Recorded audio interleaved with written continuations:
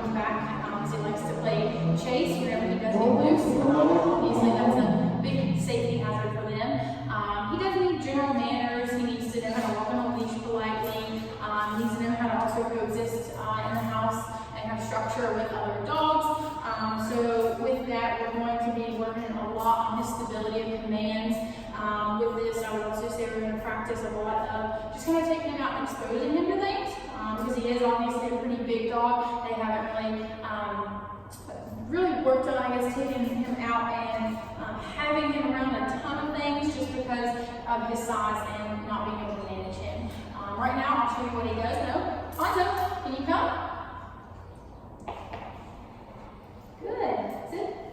Do you know how to sit? Sit. Good. Can you down? Do you know how to down? They did say he only works for food, so he seems to be pretty true to that. Down? Down? Nothing? What about heel? Can you heel?